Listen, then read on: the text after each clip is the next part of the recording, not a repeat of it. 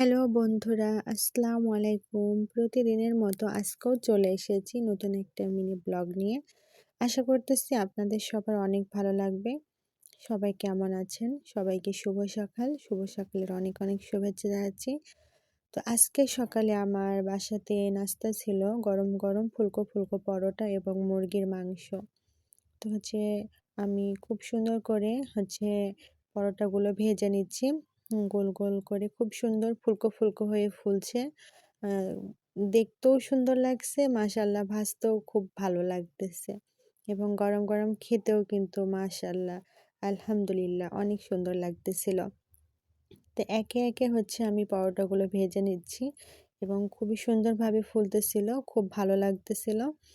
তো সকালবেলা নাস্তাতে ফুলকো ফুলকো পরোটা কার কার ভালো লাগে অবশ্যই একটু জানাবেন।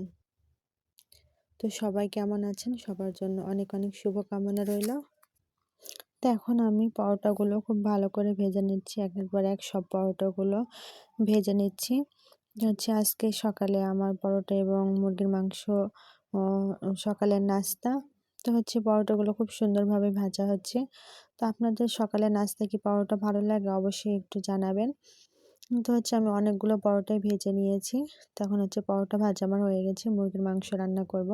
তো মুরগির মাংস রান্না করার জন্য ১ কাপ পরিমাণ আমি পেঁয়াজ কুচি করে নিয়েছি এবং পেঁয়াজগুলো খুব ভালো করে একটু তেলে এখন একটু আমি ভেজে নিচ্ছি। পেঁয়াজগুলো ভাজার পরে পেঁয়াজ, রসুন, জিরি, ধনিয়া, আদা এবং জয়ফল খুব সুন্দরভাবে ব্লেন্ডারে পেস্ট করে নিয়ে পেঁয়াজগুলোর মধ্যে দিয়ে মশলাগুলো ভালো করে একটু কষায় নিয়ে লাল মরিচের গুঁড়া, হলুদ এবং লবণ দিয়ে আবারও খুব ভালো করে এখন একটু নাড়াচাড়া করছি। এ পর্যায়ে কয়েকটা কাঁচা ঝাল অ্যাড করেছি, একটু তেজপাতা, গরম মশলা দিয়ে খুব ভালো করে মশলাটা নাড়াচাড়া করার পরে ধুয়ে রাখা মুরগির মাংসটা দিয়ে খুব ভালো করে এখন আমি নাড়াচাড়া করতেছি। তো এ পর্যায়ে খুব ভালো করে নাড়াচাড়া করার পরে হচ্ছে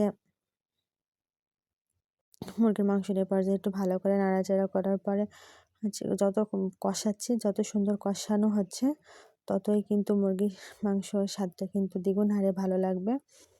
তো এ পর্যায়ে ঢাকনাটা তুলে আমি আবার একটু ভালো করে নাড়াচাড়া করে দিলাম। তো হ্যাঁ, এই পর্যায়ে আমি গরম পানি কিছুটা অ্যাড করতেছি। আমি সম্পূর্ণ গরম পানি দিয়ে তরকারিটা রান্না করেছি। তো এ পর্যায়ে আমি খুব ভালো করে এটা আবার একটু নাড়াচাড়া করতেছি। মুরগির মাংস কার কার ভালো লাগে অবশ্যই একটু জানাবেন।